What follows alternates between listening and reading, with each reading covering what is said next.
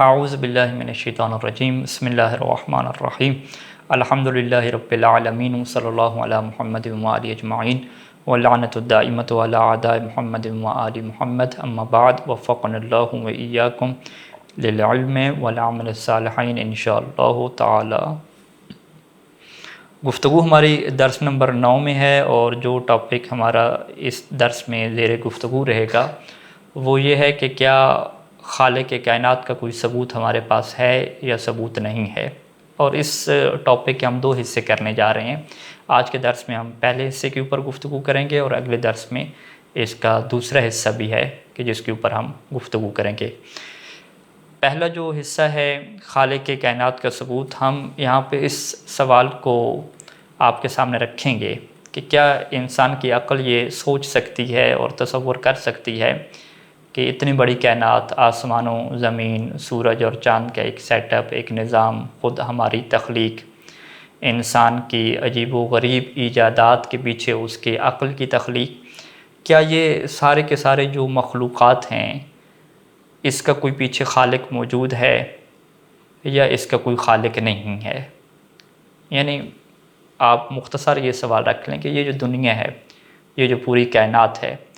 کیا اس کا کوئی خالق ہے یا اس کا کوئی خالق نہیں ہے؟ یہاں پہ ہم اگر اس سوال کے جواب کو منطقی بنیادوں پہ سوچیں تو جتنی پاسبلٹیز بن سکتی ہیں، جتنے امکانات ہو سکتے ہیں، وہ ہم سارے رکھیں گے آپ کے سامنے، اور پھر ایک ایک کے اوپر ہم گفتگو کریں گے اور لاجیکلی، منطقی اور عقلی بنیادوں پہ دیکھیں گے کہ کیا یہ جو امکان ہم نے سوچا ہے کہ ممکنہ صورتحال یہ ہو سکتی ہے، کیا عقل اس کو قبول کرتی ہے، کیا منطق اسے قبول کرتی ہے یا نہیں کرتی۔ بنیادی طور پہ ہم 3 امکانات آپ کے سامنے رکھنے جا رہے ہیں۔ پہلا امکان اور پہلی پاسبلٹیز یہ ہو سکتی ہے کہ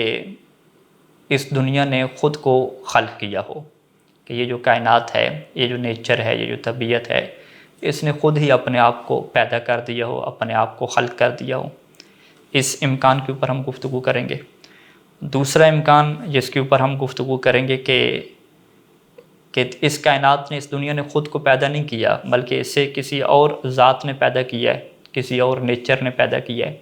لیکن وہ جو دوسری ذات ہے اس کے اندر عقل اور شعور نام کی کوئی چیز نہیں ہے، وہ شعور نہیں رکھتی، بے شعور ذات ہے، بے شعور کوئی چیز ہے، اس نے اس ساری کائنات کو پیدا کر دیا ہے۔ اور تیسرا پھر امکان ہم اگلے درس میں انشاءاللہ زیر بحث لیں گے کہ جب آج کے درس میں ہم یہ 2 امکانات باطل کر دیں گے تو پھر تیسرا امکان ہم یہ رکھیں گے کہ اب یہی صورت رہ جاتی ہے کہ اس منظم کائنات، اس انسان کا خالق ایک ایسی ذات ہونی چاہیے کہ جس کے پاس عقل اور شعور ہو، کہ جس کے پاس شعور ہو، جس کے پاس سوچنے کی صلاحیت ہو، جس کے پاس علم ہو، جس کے پاس قدرت ہو۔ یہ ایسی ذات ہے، باشعور ذات ہے کہ جس نے ہماری تخلیق کی اور اس کائنات کی تخلیق کی۔ تو اس تیسرے امکان کے متعلق ہم اگلے درس میں انشاءاللہ گفتگو کریں گے۔ آج کے درس میں ہم یہی 2 امکانات کہ دنیا نے یا خود کو خلق کر لیا ہے، اگر خود کو خلق نہیں کیا تو اس کائنات کو خلق کرنے کے پیچھے ایک ایسی وجہ ہے کہ جو شعور نہیں رکھتی، ہم انہی 2 کے اوپر بحث کریں گے، گفتگو کریں گے، اور دیکھیں گے کہ کیا منطقی بنیادوں پہ ان 2 امکانات میں سے کوئی ایک امکان ثابت ہوتا ہے یا ثابت نہیں ہوتا۔ سب سے پہلے امکان کے اوپر آ جائیں کہ دنیا نے خود کو تخلیق کیا، تو اگر آپ اس کے اندر غور و فکر کریں گے تو یہ بہت بڑی جو منطقی اور فلسفی اصول ہیں اس کے یہ بات خلاف ہے۔ ہم یہ کیسے سوچ سکتے ہیں کہ ایک چیز ایک ہی ٹائم پہ موجود بھی ہو اور وہی چیز اسی ٹائم پہ موجود نہ بھی ہو؟ یعنی میں آپ کے سامنے موجود بھی ہوں اور میں اسی لحظے میں، اسی ٹائم پہ، اسی سیکنڈ میں کہ جس میں میں موجود ہوں، میں موجود نہ بھی ہوں۔ اسے کہتے ہیں کہ 2 نقیضیں، 2 متضاد چیزیں آپس میں جمع نہیں ہو سکتی۔ اصول امتناع تناقض اس کا نام ہے کہ ایک چیز ہو بھی اور ایک چیز نہ بھی ہو۔ اس اصول کی خلاف ورزی اسی پہلے امکان کے اوپر آتی ہے کہ اگر آپ یہ کہتے ہیں کہ کائنات نے خود کو تخلیق کیا تو اس کا مطلب کیا ہے کہ کائنات اپنی تخلیق سے پہلے موجود تھی، کیونکہ جو کسی چیز کو تخلیق کرتا ہے اس کے پہلے اپنا وجود ہوتا ہے۔ اور پھر آپ یہ کہہ رہے ہیں کہ اس کائنات نے خود کو تخلیق کی ہے، یعنی یہ کائنات پہلے موجود بھی نہیں تھی۔ تو لہٰذا ایک ہی ٹائم پہ آپ کو دو اپوزٹ متضاد چیزیں سوچنی پڑیں گی، کہ کائنات موجود بھی ہو چونکہ وہ خالق ہے، موجود نہ بھی ہو کیونکہ وہ مخلوق ہے۔ تو ایک ہی کائنات کے متعلق جب آپ یہ کہتے ہیں کہ اس نے خود کو خلق کر دیا ہے، تو اس کا مطلب ہے کہ وہ خود موجود بھی ہو اور خود موجود نہ بھی ہو۔ تو اس سے کیا کہتے ہیں کہ جس کو آپ موجود سمجھ رہے تھے ابھی بعد میں آپ اس کو معدوم سمجھ رہے ہیں، تو ایک ہی ٹائم پہ ایسا نہیں ہو سکتا۔ تو لہٰذا یہاں پہ ہم یہ کہتے ہیں کہ یہ جو پہلا امکان ہے یہ منطقی اصولوں کے اور انسانی جو عقل ہے اس کی سمجھ میں آنے والی بات نہیں ہے۔ یہ ایسی بات ہے کہ جس کو آپ کی عقل فوراً رد کر دے گی۔ مثال کے طور پہ اگر آپ اپنے آپ کو دیکھ لیں کہ کیا آپ نے خود کو تخلیق کی ہے؟ ہم بھی تو کائنات کا حصہ ہیں، ہم بھی مخلوق ہیں۔ کیا آپ یہ سوچ سکتے ہیں کہ میں نے خود کو تخلیق کیا ہو؟ اور میں نے جب خود کو تخلیق کیا ہو تو اپنے دل کی یہ ذمہ داری لگائی ہو کہ وہ پورے جسم میں خون کو پہنچائے گا، اور سرخ خلیے میں نے خون کے اندر بنائے ہوں ان کی میں نے الگ ذمہ داری رکھی ہو، جو خون کے اندر سفید سیلز ہوتے ہیں ان کی میں نے الگ ذمہ داری رکھی ہو کہ یہ اس کا کام آکسیجن کو مینٹین کرنا ہے، اس کا کام آپ کے اندر جو ہے وہ نظام ہاضمہ کو ٹھیک بنانا ہے۔ تو کیا آپ خود سوچ سکتے ہیں کہ آپ نے خود کو ہی پیدا کر لیا ہو؟ تو آپ کہیں گے نہیں، یہ ممکن نہیں ہے۔ تو یہ وہ ایک سادہ سی بات ہے، ایک سادہ سی حقیقت ہے کہ جس میں آپ یہ تصور ہی نہیں کر سکتے کہ ایک چیز اپنے آپ کو پیدا کرنے والی بن جائے، کہ یہ جو نیچر ہے، یہ جو طبیعت ہے، یہ خود کو پیدا کرنے لگ جائے، کہ یہ ایک ہی ٹائم پہ ہو بھی اور ایک ہی ٹائم پہ نہ بھی ہو۔ تو لہٰذا یہ ہم کہتے ہیں کہ کامن سینس کے یہ بات خلاف ہے، انسان کی عقل سلیم کے یہ بات خلاف ہے۔ اور اسی بات کے اوپر قدیم زمانے میں ہمیں بہت سارے واقعات ملتے ہیں کہ بہت سارے علماء نے، بہت سارے ایسے لوگ کہ جو اللہ کی ذات کو ثابت کرتے تھے اور ادھر سے جو ملحد لوگ ہوتے تھے جو اللہ کی ذات کو نہیں مانتے تھے، انہوں نے اسی سادہ حقیقت سے انہیں سمجھایا ہے۔ یہاں پہ ہم آپ کے سامنے ایک واقعہ رکھنے جا رہے ہیں، یہ شیخ ابن میثم بحرانی کا واقعہ ہے۔ ان کا ایک مناظرہ ہوا تھا، اور یہ مناظرہ حسن بن سہل کے دربار میں ہوا تھا، اور وہاں پہ دربار میں ایک ملحد ہوتا تھا کہ جس کی بڑی عزت ہوتی تھی، لوگ ارد گرد جمع ہوتے تھے، اس کی باتوں سے بڑے متاثر تھے۔ تو اب یہ جو شیخ ابن میثم بحرانی ہیں، یہ جب دربار میں گئے ہیں اور دربار میں جا کے اسے کہتے ہیں کہ میں نے بڑی عجیب و غریب چیز دیکھی ہے، اور یہ دیکھی بھی ادھر ہی ہے، اپنے علاقے میں دیکھی ہے۔ تو حسن بن سہل نے پوچھا کہ وہ کیا چیز ہے؟ تو شیخ نے کہا کہ میں نے یہ دیکھا ہے کہ یہ جو ندی ہے ہمارے پاس، یہاں پہ ایک کشتی ہے، وہ خود ہی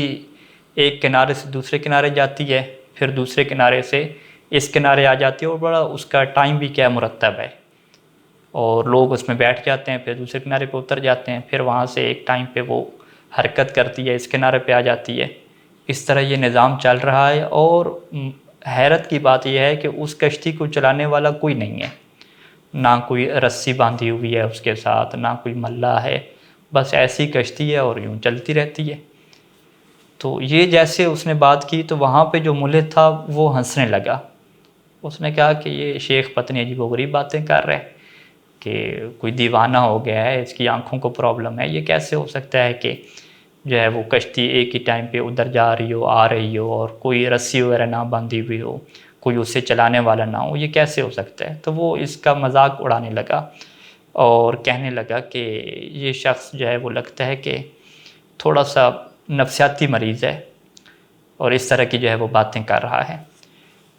تو اس وقت شیخ ابو الحسن نے اسے یہ جواب دیا کہ تمہیں اس بات میں حیرت ہو رہی ہے کیا اس بات میں تمہیں حیرت نہیں ہوتی کہ یہ جو درخت خود بخود زمین سے اگاتے ہیں، کیا یہ ایسی اگاتے ہیں؟ کیا تم اس بات پہ حیرت نہیں ہوتی کہ یہ جو سورج اور چاند حرکت کر رہے ہیں، یہ بھی بغیر کسی طاقت کے، بغیر کسی پیچھے ایسی ذات کے کہ جو اسے چلانے والی ہو، اس کے بغیر یہ خود بخود حرکت کر رہے ہیں؟ وہاں پہ تمہیں حیرت کیوں نہیں ہوتی؟ یہ جو آسمان سے بارش برستی ہے، یہ جو سارے کے سارا نیچر کے اندر گھاس پھوس اگتی ہے، زمینیں اگتی ہیں، یہ جو پانی چلتے ہیں، سمندر چلتے ہیں، یہ ساری چیزیں جو ہے وہ خود بخود ہو رہی ہیں۔ ایک چھوٹی سی کشتی کو ہمارے علاقے میں ایک ندی سے دوسرے کنارے پہ آنے جانے کے لیے تم نہیں مان رہے اور مجھے نفسیاتی مریض کہہ رہے ہو، تو کیا یہ سورج کا آنا جانا اور اس کی اتنی چاند کی ایک منظم حرکت کا ہونا، اس کو تم مان لیتے ہو کہ یہ کام خود بخود ہو رہے ہیں؟ ادھر تمہیں کوئی نفسیاتی مریض اور دیوانگی کا اور پاگل پن کا کوئی احساس نہیں ہوتا۔ تو اس طرح سے شیخ نے اس کے سامنے حکمت برے اور منطقی جواب رکھے، تو وہاں پہ یہ جو ملحد تھا وہ لاجواب ہو گیا، اس نے پھر کوئی جواب نہیں دیا۔ تو لہٰذا ہم یہ کہتے ہیں کہ جو پہلا امکان ہے یہ انسان کے کامن سینس کے خلاف جاتا ہے، عقل سلیم کے خلاف جاتا ہے، اور یہ ایک بدیہی حقیقت ہے کہ ایک انسان اپنے آپ کو خلق نہیں کر سکتا۔ اسی طریقے سے یہ پوری جو نیچر ہے، پوری کائنات ہے، یہ بھی اپنے آپ کو تخلیق کر دے تو یہ بات غلط ہے، اور اس سے ہمیں یہ سوچنا پڑتا ہے کہ ایک چیز موجود ہو بھی اور ایک چیز موجود نہ بھی ہو۔ امتناع تناقض کی یہاں پہ بات آتی ہے کہ جم بین النقیضین محال ہے، ایسا نہیں ہو سکتا کہ موجود بھی کوئی چیز ہو اور اسی ٹائم پہ معدوم بھی ہو، اور انسان اس بارے میں اگر تھوڑا سا بھی غور و فکر کرے تو یہ چیزیں اس کے سامنے واضح ہو جاتی ہیں۔ یہ تو آپ نے پہلے امکان کو نہیں قبول کیا، اور عقل بھی ہماری قبول نہیں کرتی کہ کائنات خود بخود کیا بن جائے، تو ہم پھر دوسرے امکان پہ بات کر لیتے ہیں۔ ہم یہ کہتے ہیں کہ اس کائنات کو بنانے والی کوئی اور ذات ہوگی جو اس سے پہلے موجود ہوگی، ایک ایسی نیچر اور طبیعت ہوگی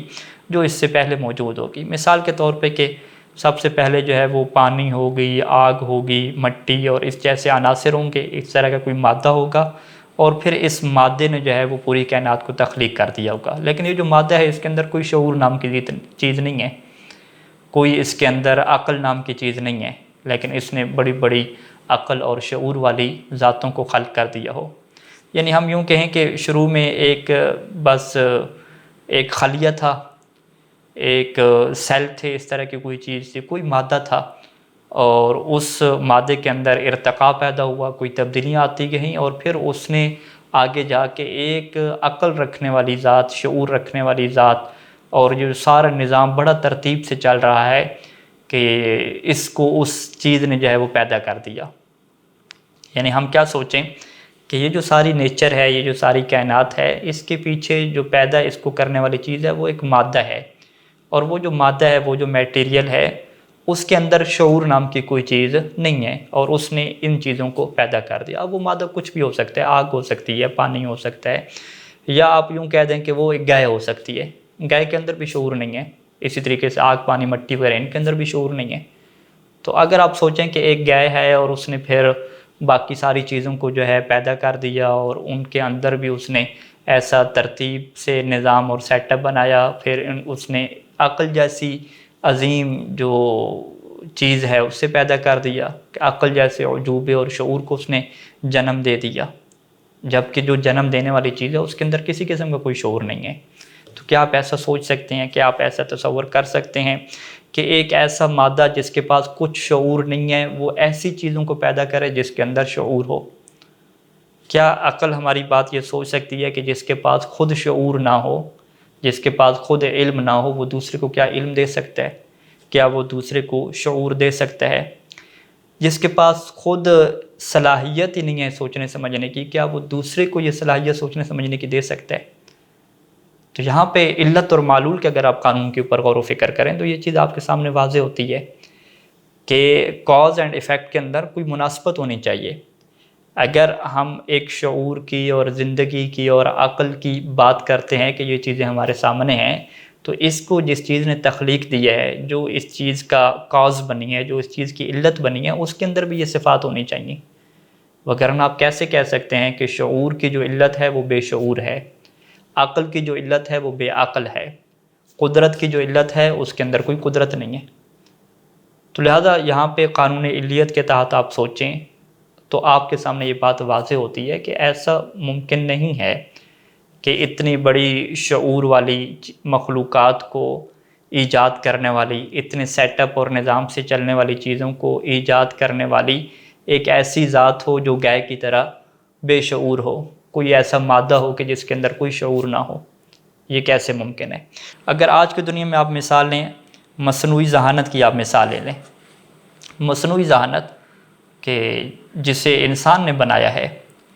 تو جب آپ مصنوعی ذہانت کو دیکھتے ہیں تو کیا کوئی بندہ یہ سوچ سکتا ہے کہ مصنوعی ذہانت کو کسی ایسے مادہ نے بنایا ہوگا جس کے پاس خود شعور نہیں ہے، جس کے پاس خود ذہانت ہے ہی نہیں؟ جس کے پاس خود ذہانت نہیں ہے وہ کمپیوٹر کے سافٹ ویئر، روبوٹ اور مصنوعی ذہانت کو کیا بنا سکتا ہے؟ آپ کہیں گے بھئی یہ آپ کیسی بات کر رہے ہیں، ہر انسان جو عقل رکھتا ہے وہ بھی اسے نہیں بنا سکتا. اس کے لیے تو ماہر ترین ٹیم کی، ماہر لوگوں کی، اور کتنا عرصہ اس کے اوپر کام کرنے کی ضرورت ہوتی ہے، تب جا کے یہ آرٹیفیشل ٹیکنالوجی ہمیں ملتی ہے. تو جب آرٹیفیشل ٹیکنالوجی جو مصنوعی ذہانت ہے اس کے بارے میں آپ اور ہم یہ نہیں تصور کر سکتے کہ یہ کسی بے جان چیز سے بن گئی ہے، یہ کسی بے جان چیز یا کسی بے شعور مادہ سے یہ چیز بن گئی ہے کہ جس کے پاس شعور وغیرہ نہیں تھا، تو ہم انسان کے بارے میں یہ چیز کیسے سوچ سکتے ہیں؟ ہم اس ذہانت کے بارے میں کہ جو ذہانت بہت ساری آرٹیفیشل ذہانت کو اور مصنوعی ذہانت کو بنا رہی ہے، ہم اس ذہانت کے بارے میں کیسے سوچ سکتے ہیں کہ اس ذہانت کو پیچھے بنانے والی کوئی شعور نام کی کوئی چیز نہیں ہے، بس ایک مادہ، ایک نیچر ہے اور اس کے اندر ارتقاء ہوتا ہے اور یہ ذہانت والی چیزیں خود بخود بن جاتی ہیں. کیا یہ ہم سوچ سکتے ہیں؟ کیا یہ ہم تصور کر سکتے ہیں؟ تو کمپیوٹر اور روبوٹ بنانے والا جو شخص ہے وہ بے عقل اور شعور سے خالی نہیں ہو سکتا، تو انسان کو جو بنانے والا ہے کیا وہ شعور اور عقل سے خالی ہو سکتا ہے؟ تو لہٰذا آپ کیا کہیں گے کہ یہ بڑی ایک واضح سی بات ہے کہ جو کاز اور ایفیکٹ کے درمیان اگر آپ غور و فکر کرتے ہیں تو اگر ایک ایفیکٹ میں آپ کو عقل اور شعور نظر آ رہی ہے تو آپ کہیں گے یقیناً اس کے پیچھے جو سبب ہے، اس کے پیچھے جو علت ہے، اس کے اندر بھی شعور نام کی چیز ہوگی. یہ نہیں ہو سکتا کہ بے شعور چیز شعور والے چیزوں کو جنم دے دے. یہ جو قانون ہے یہ اصول علیت کے خلاف ہے، یہ قانون علیت کے یہ بات خلاف ہے. تو لہذا عقلی طور پہ ہم یہی کہہ سکتے ہیں کہ یہ ایک واضح اور بدیہی حقیقت ہے. آپ بس تھوڑی سی توجہ کریں تو یہ بات آپ کی سمجھ میں آ جاتی ہے کہ اس کائنات کو بنانے والا کوئی بے جان، کوئی بے شعور مادہ نہیں ہو سکتا، کوئی ایسی نیچر نہیں ہو سکتی کہ جس کے پاس شعور اور علم نام کی کوئی چیز نہ ہو. اور اس کو ہم کہہ سکتے ہیں کہ یہ ایک بدیہی حقیقت ہے، سیلف ایویڈنٹ ہے، کہ اس کے اوپر آپ یہ کہہ سکتے ہیں کہ بالکل یہ ایک ایسی بات ہے کہ آپ تھوڑی سی توجہ کریں تو چیزیں آپ کے سامنے کھل کے سامنے آ جاتی ہیں. اچھا، تو لہٰذا یہ جو دوسرا امکان ہے یہ ہم کہیں گے کہ یہ آپ تھوڑی سی توجہ کریں، آرٹیفیشل ٹیکنالوجی، روبوٹ، کمپیوٹر، بہت ساری چیزوں کو آپ دیکھ لیں تو آپ خود کہہ دیں گے کہ جب ان کے اندر اتنا اچھا سیٹ اپ ہے، نظام ہے، تو اس کو جو پیچھے بنانے والا انسان ہے جس کے پاس شعور ہے، عقل ہے، تو وہ جب انسان ان کو بناتا ہے اور یہ چیزیں بغیر انسان کے، بغیر ماہر ذہن کے وجود میں نہیں آ سکتی، تو جو خود انسان کا ذہن ہے، جو انسان کی ذہانت ہے، کیا یہ جو ہے وہ بغیر شعور والی ذات کے یہ چیز وجود میں آ گئی ہے؟ یہ کیسے ممکن ہے؟ لہٰذا آپ کی عقل اس کو تسلیم نہیں کرے گی. اور اسی کو ہم فلسفہ اور منطق میں کیا کہتے ہیں کہ قانون علیت ہے، کہ جو ایفیکٹ آپ کے پاس ہے اس کے پیچھے علت بھی وہی ہونی چاہیے. اگر آپ ایک شعور کی اور ذہانت کی اور مصنوعی ذہانت کی تخلیق کی بات کر رہے ہیں تو پیچھے ایک ذہانت ہونی چاہیے. اگر اس ذہانت تخلیق کی بات کر رہے ہیں تو پیچھے بھی ایک شعور اور علم اور ذہانت ہونی چاہیے کہ جو اس ذہانت کو تخلیق کر رہی ہے. تو لہٰذا یہ جو دو احتمال آپ کے سامنے ہم نے رکھے کہ پہلا امکان کہ دنیا نے خود کو خلق کیا ہو، یہ بھی غیر عقلی بات ہے،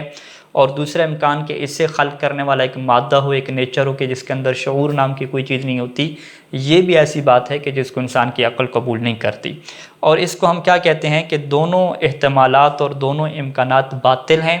اور ان کا باطل ہونا، ان کا غلط ہونا یہ بدیہی ہے، یہ سیلف ایویڈنٹ ہے کہ آپ کو اس میں تھوڑی سی توجہ کی ضرورت ہے، اور بڑے بڑے دلائل، استدلال، برہان، یہ چیزیں قائم کرنے کی ضرورت ہی نہیں ہے. تھوڑی سی آپ توجہ کریں، تھوڑا سا غور و فکر کریں گے تو یہ چیزیں سامنے آ جائیں گی. اور یہی وجہ ہے کہ قرآن مجید نے اسی بات کو سامنے رکھا ہے کہ اللہ کا وجود اور آسمان اور زمین کا خالق یہ بڑی ایک واضح سی بات ہے. یعنی جو قرآن مجید میں سورہ ابراہیم کی آیات ہیں ان میں یہ ارشاد ہوتا ہے کہ قالت رسلہم، کہ ان کے جو رسول تھے، جو پیغمبر ان کے پاس آتے تھے، وہ انہیں بڑے تعجب سے یہ بات کہتے تھے کہ افی اللہ شک فاطر السماوات والارض، کہ کیا تم اس اللہ میں شک کرتے ہو کہ جو آسمانوں اور زمین کا بنانے والا ہے؟ یعنی اس میں تو کوئی شک کی بات بنتی نہیں ہے، یہ تو بڑی واضح سی بات ہے، 2 اور 2 4 کی طرح سے اتنی بدیہی حقیقت ہے کہ یہ کائنات کیا خود کو بنا رہی ہے یا اس کو بنانے والی خود پیچھے کوئی ایسی کائنات ہو رہی ہے کہ ایسا مادہ ہے کہ جس کے پاس کوئی شعور کی نام نہیں ہے، اور پھر تم اللہ جیسے علیم اور قادر کا انکار کر دیتے ہو۔ کیا اللہ کے متعلق تمہیں شک ہے کہ اس کائنات کا جو بنانے والا ہے، کیا اس کے متعلق تم شک کر رہے ہو؟ تو یہ ایک استفہام انکاری جسے ہم کہتے ہیں، وہ انبیاء کی نسبت سے قرآن مجید نے ہمارے سامنے رکھا ہے۔ تو لہٰذا خلاصہ کلام کیا ہوا کہ اگر آپ قرآن مجید کو دیکھیں تو قرآن مجید اللہ کے وجود کو ایک ایسا وجود کہ جو علیم ہو، جس کے پاس علم ہو، جس کے پاس قدرت ہو، اس کے وجود کو بالکل واضح سمجھتا ہے کہ یہ وجود ہوگا تو تب یہ کائنات آئے گی۔ اور اگر آپ اس چیز کو نہیں مانتے تو پھر ظاہری بات ہے آپ ایک بدیہی حقیقت کا انکار کر رہے ہیں، اور بدیہی حقیقت کا جو انکار کرنے والا ہوتا ہے اس کو توجہ دلانے کی ضرورت ہوتی ہے۔ جیسے وہ متوجہ ہوتا ہے تو اسے پتہ چل جاتا ہے کہ ہاں میں ایک غلطی کے اوپر تھا۔ تو لہٰذا یہ 2 احتمالات ہمارے باطل ہو جاتے ہیں، اور تیسرے امکان کے متعلق ہم انشاءاللہ اگلے درس میں تفصیل سے گفتگو کریں گے۔ وصلی اللہ علی محمد و آلہ اجمعین۔